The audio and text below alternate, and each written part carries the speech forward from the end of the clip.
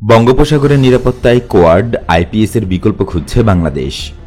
শান্তিপূর্ণভাবে দুই প্রতিবেশী রাষ্ট্র ভারত ও মিয়ানমারের সঙ্গে সমুদ্রসীমা বিরোধ নিষ্পত্তির পর থেকে অধিকৃত বঙ্গোপসাগরের সম্পদ আহরণ এবং নিরাপত্তা নিশ্চিত করতে বহুমুখী উদ্যোগ নিচ্ছে বাংলাদেশ।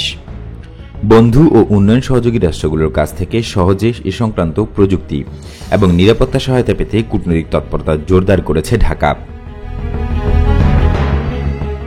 পেশাদার কূটনীতিকরা বলছেন, দক্ষিণ এশিয়া থেকে ভারত প্রশান্ত মহাসাগরীয় অঞ্চলে প্রবেশ মুখে থাকা বঙ্গোপসাগরের স্ট্র্যাটেজিক অবস্থানের কারণে বিশ্বের ক্ষমতাধর রাষ্ট্রগুলো একান্তভাবে বাংলাদেশকে পাশে পেতে চাইছে, আর এটি এখন ঢাকার সবচেয়ে বড় মাথা ব্যথার কারণ। কবছর ধরে পর্দার আড়ালে এ নিয়ে রীতিমতো টানা হেঁচড়া চলছে। তবে বাংলাদেশ এখনও তার ভারসাম্যপূর্ণ অবস্থান ধরে রেখেছে দাবি করে সরকারের বিদেশ নীতি বাস্তবায়নের সঙ্গে যুক্ত দায়িত্বশীল প্রতিনিধিরা বলছেন, উদ্ভূত পরিস্থিতি বিবেচনায় বাংলাদেশ বিকল্প নিয়ে কিছু ভাবছে। সেটি হতে পারে স্বতন্ত্র ইন্দো প্যাসিফিক স্ট্র্যাটেজি। পূর্ব ও পশ্চিমের বন্ধুরাষ্ট্র এবং উন্নয়ন সহযোগীদের প্রণীত এই সংক্রান্ত নীতি, পলিসি ও উদ্যোগের সঙ্গে সমন্বয় রেখে এই স্বতন্ত্র নীতি প্রণয়নের কথা ভাবছে বাংলাদেশ। এ বিষয়ে পররাষ্ট্র সচিব মাসুদ বিন মোমেন সম্প্রতি জানিয়েছেন, ইন্দো প্যাসিফিকের আলোচনা এড়িয়ে যাওয়ার কোনো সুযোগ নেই, কারণ আমরা বঙ্গোপসাগরের একটি অংশ। সুতরাং যে ধাঁচেই হোক আমাদেরকে সম্পৃক্ত হতে হবে।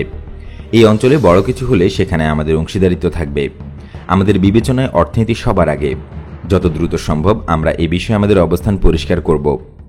জার্মানি, ইউরোপীয় ইউনিয়ন সহ বিভিন্ন দেশ ও জোটের সঙ্গে আলোচনায় ইন্দো প্যাসিফিক নিয়ে তাদের চিন্তা সম্পর্কে জানা বোঝার চেষ্টা করছে বাংলাদেশ। সর্বশেষ ব্রিটেনের সঙ্গে স্ট্র্যাটেজিক ডায়ালগে এ নিয়ে আলোচনা হয়েছে জানিয়ে কর্মকর্তা বলছেন, সেখানে নানা বিষয় এসেছে। সমুদ্রপথে সকলে অবাধ চলাচলের অধিকার, শান্তি, জলদস্যু মুক্ত সমুদ্র এবং যার যার অধিকারে থাকা এলাকা থেকে মৎস্য ও সামুদ্রিক সম্পদ আহরণ নির্বিঘ্ন করার বিষয়ে কথা হয়েছে।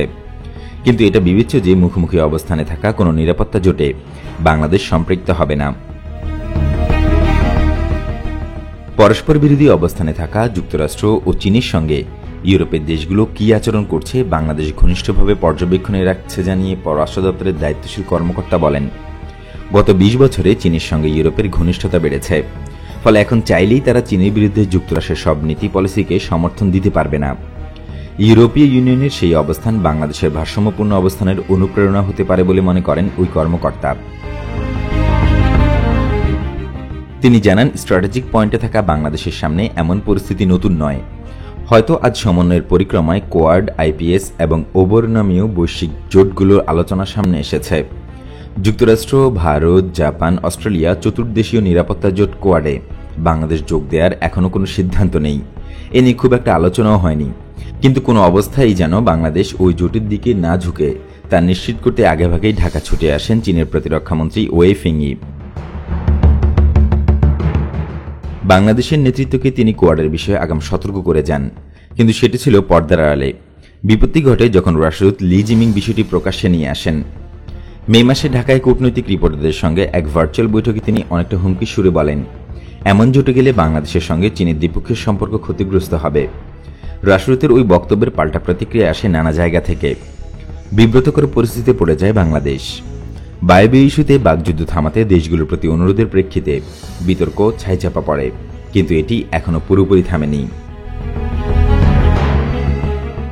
ঢাকা বলছে বাংলাদেশকে ইন্দো প্যাসিফিক বা ভারত প্রশান্ত মহাসাগরীয় জোটের সেন্টার পিস বা কেন্দ্রবিন্দুতে রাখছে যুক্তরাষ্ট্র। নিরাপত্তা ও অর্থনৈতিক উন্নয়নে কোটি কোটি ডলারের প্রস্তাবনায় সাজানো ওই জোটে অংশগ্রহণের অনুরোধ এখনও ঝুলিয়ে রাখা হয়েছে। বাংলাদেশ এতে আরও সময় নিতে চায়। যদিও প্রেসিডেন্ট ডোনাল্ড ট্রাম্পের আমল থেকে নবপ্রতিষ্ঠিত বাইডেন প্রশাসনের বিভিন্ন পর্যায়ের প্রতিনিধি এ নিয়ে ঢাকার সঙ্গে আলোচনা করেছেন, কিন্তু বাংলাদেশ এখনও ওই জোটে সম্পৃক্ততার স্পষ্ট কোনো ঘোষণা দেয়নি, বিশেষ করে মিলিটারি অংশে। তবে ঢাকার দায়িত্বশীল সূত্র দুদিন আগে এটি স্পষ্ট করেছে যে আইপিএসের সামরিক পার্টে বাংলাদেশের যোগদানের সম্ভাবনা একেবারে নেই বললেই চলে। ওই জোটের অর্থনৈতিক উন্নয়ন পরিকল্পনায় বিনা শর্তে যদি সম্পৃক্ততার কোনো সুযোগ থাকে তা অবশ্যই বাংলাদেশ গ্রহণ করবে। সূত্র জানিয়েছে, ইন্দো প্যাসিফিক বা আইপিএসে বাংলাদেশ যুক্ত হচ্ছে না এমনটা নয়, আবার যুক্ত হচ্ছে তাও নয়। অর্থাৎ ইন্দো প্যাসিফিকের বেসামরিক পার্টে বেশ সক্রিয়ভাবে সম্পৃক্ত হতে আগ্রহ দেখিয়ে ওয়াশিংটনের কাছে বিস্তারিত জানতে চেয়েছে ঢাকা। তবে ওই জোটের যে সম্ভাব্য মিলিটারি কম্পোনেন্ট বা সিকিউরিটি কম্পোনেন্ট রয়েছে তা থেকে দূরে থাকার সর্বোচ্চ চেষ্টা করছে। ওই অংশটি চীনকে কন্টেন করার জন্য তৈরি করা হয়েছে উল্লেখ করে কর্মকর্তা জানান, সরাসরি চীনকে অ্যান্টাগোনাইজ করার মতো সামর্থ্য বাংলাদেশের এখনও নেই। আইপিএস এবং কোয়াড উভয় উদ্যোগ চীনকে ঠেকানোর জন্য গৃহীত মন্তব্য করে কর্মকর্তা বলছেন, আমাদেরকে মাঝামাঝি থাকতে হবে। এক দেশের বিরুদ্ধে অন্য দেশের কোনো জোটে যোগদান আমাদের জন্য অশান্তির কারণ হবে। কোয়াড বা আইপিএসে পুরোপুরি যোগ না দিলে যুক্তরাষ্ট্র অসন্তুষ্ট হওয়ার আশঙ্কা উড়িয়ে দিয়ে কর্মকর্তা জানান, আমরা তো তাদের বিরুদ্ধে চীনের সামরিক কোনো জোটে যাচ্ছি না। তাছাড়া ভারতের বিরুদ্ধেও তো আমরা কোনো কিছু ভাবছি না, আমরা আমাদের নিয়ে ভাবছি। এখানে আমাদের দেশের স্বার্থই মুখ্য, তাহলে তারা রুষ্ট হওয়ার কোনো কারণ নেই।